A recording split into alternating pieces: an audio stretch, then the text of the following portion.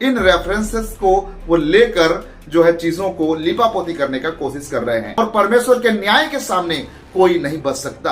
हालांकि आपको और मेरे दृष्टिकोण से ऐसा लग सकता है कि परमेश्वर अन्याय कर रहा है, यह आपकी और मेरी सीमित बुद्धि है। पतरस के बंदीगृह में रहने का जो बात है और उसको वहां से छुड़ाए जाने की जो बात है, इन बातों को भी लेकर बजिंदर सिंह के साथ में कंपेयर करने की कोशिश कर रहे हैं। उन सभी लोगों को मैं एक चेतावनी देना चाहता हूं कि परमेश्वर के क्रोध को अपने ऊपर भड़कने ना दे। जो लोग परमेश्वर का वचन को नहीं पढ़ते हैं, परमेश्वर के वचन को नहीं जानते हैं, उन लोगों को मेरी बात समझ में नहीं आएगी और वो लोग कमेंट में जाकर अपनी बुरी मानसिकता को दिखाने से पीछे नहीं हटेंगे। नमस्कार, जय मसीह की, प्रभु यीशु मसीह में आप सबों को हमारे इस चैनल द लाइट ऑफ जेटिस में स्वागत करते हैं। सो मसीह मेरे प्रियो, आज के इस वीडियो में मैं आप लोगों से शेयर करने वाला हूं, बताने वाला हूं कि किस तरीके से लोग बजिंदर सिंह को सेव करने के लिए परमेश्वर के वचन का गलत इस्तेमाल कर रहे हैं और परमेश्वर की ओर से जो दंड है उसको अपने ऊपर लेने की कोशिश कर रहे हैं। सो मसीह मेरे प्रियो, आज का ये वीडियो बहुत ही ज्यादा इंटरेस्टिंग और बहुत ही ज्यादा ज्ञानप्रद है, तो इस वीडियो को आप जरूर से देखिएगा और हो सके तो अपने प्रियजन तक भी साझा करिएगा। तो चलिए बिना किसी देर के आज के इस वीडियो को स्टार्ट करते हैं।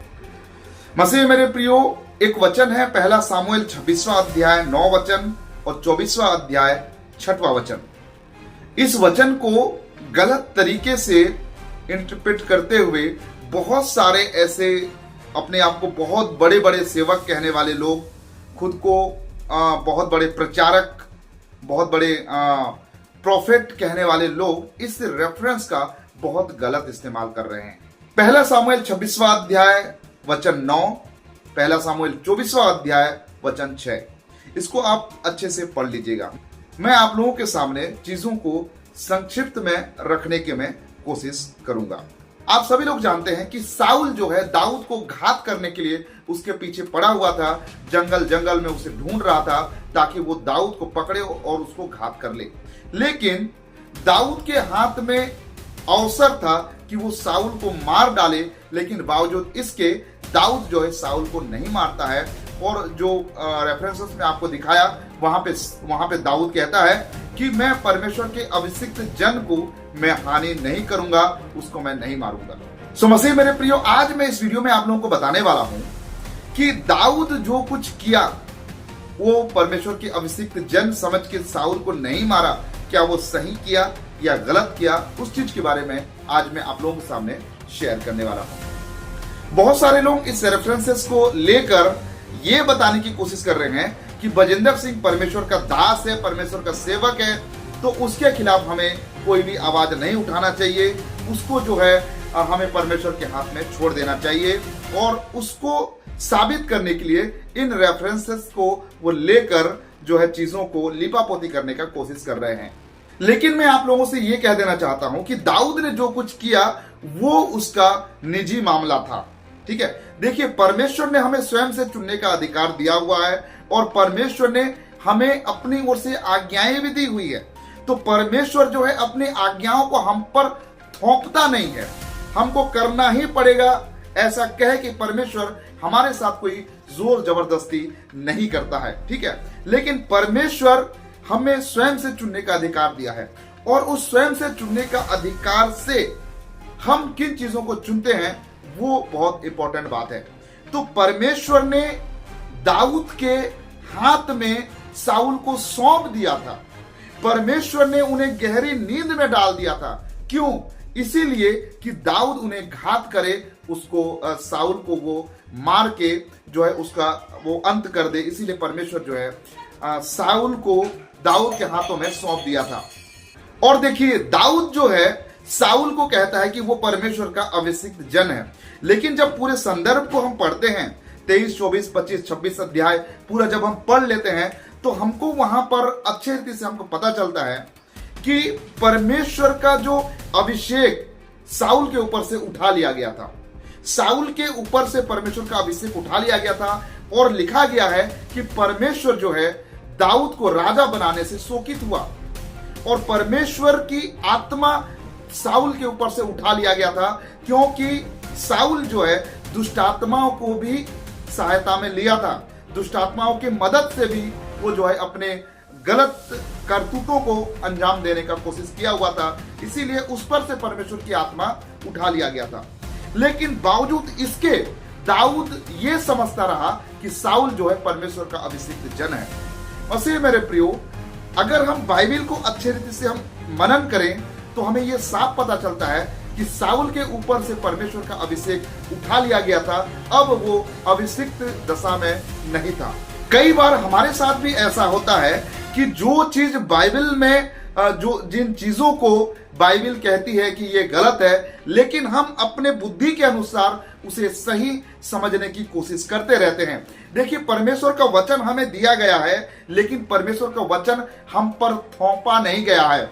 अब परमेश्वर ने साथ ही में हमें फ्री विल अर्थात स्वयं से चुनने का अधिकार दिया हुआ है, और उस स्वयं से चुनने के अधिकार से हम किन चीजों को चुनते हैं वो आपके और मेरे हाथ में परमेश्वर ने सौंपा है।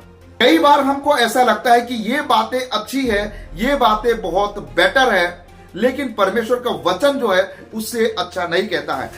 इन बातों को समझाने के लिए मैं बाइबल का ही एक उदाहरण आप लोगों के सामने रखना चाहता हूं, जो कि इसी पहले सामुएल में आपको मिलेगा।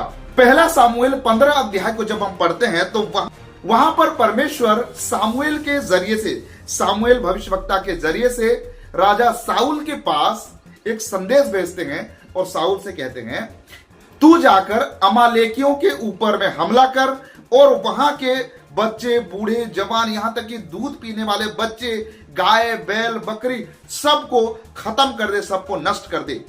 ये आदेश जो है परमेश्वर की तरफ से, जो भविष्यवक्ता सामुएल की ओर से, सामुएल के द्वारा परमेश्वर जो है साउल के पास में भेजता है ये लेकिन साउल क्या करता है? अब अगर आप उस 15 अध्याय को पूरा पढ़ेंगे तो साउल क्या करता है? साउल वहां जाता है और सब जो निकम्मे चीजों को मारता है, जो कि काम में नहीं आते हैं, ऐसे चीजों को वो मार देता है, ऐसे लोगों को मार देता है। लेकिन उसके अच्छे अच्छे गाय, बैल, बकरी, भेड़ सबको वो छोड़ देता है। इवन वहां के राजा को भी वो अपना कोमलता दिखाता है, उन्हें वो छोड़ देता है और उन्हें लाकर अपने जो इजराइल में उन्हें ले आता है। तो परमेश्वर का क्रोध जो है उस पर भड़कता है और परमेश्वर जो है जो साउल को राजा बनने से परमेश्वर शोकित करता है, राजा बनाने से परमेश्वर जो है शोकित होता है। ठीक है, तो देखिए यहां पर हम एक बात हमको सीखने को मिलता है कि परमेश्वर जो है उस नगर को नष्ट करना चाहा और यहां तक कि वहां बच्चे, बूढ़े, जवान, स्त्रियां, सब लोगों को नष्ट कर देना चाहा, और ये परमेश्वर का न्याय है। ठीक है, परमेश्वर का न्याय है और परमेश्वर के न्याय के सामने कोई नहीं बच सकता। हालांकि आपको और मेरे दृष्टिकोण से ऐसा लग सकता है कि परमेश्वर अन्याय कर रहा है, यह आपकी और मेरी सीमित बुद्धि है।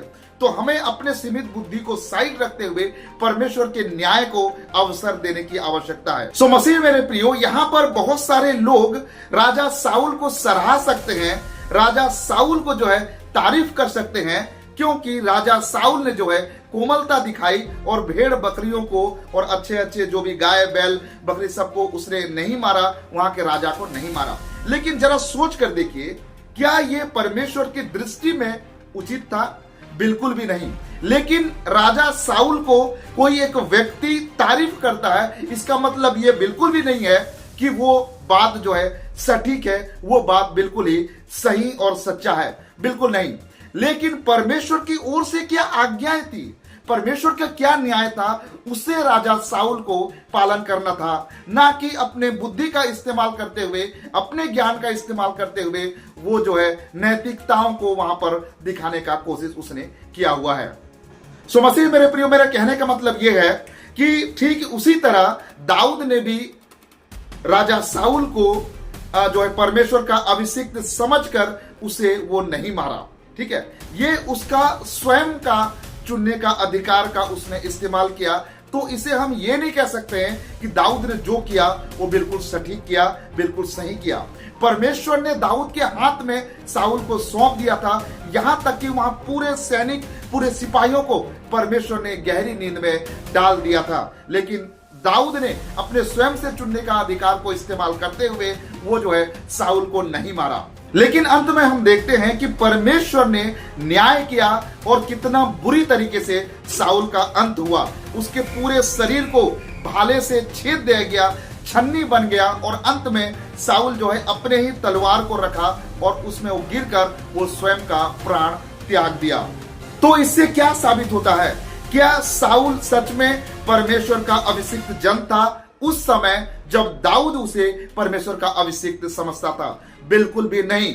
वो बिल्कुल भी परमेश्वर का अभिषिक्त जन उस वक्त नहीं था जिस समय दाऊद उसे अभिषिक्त समझता था।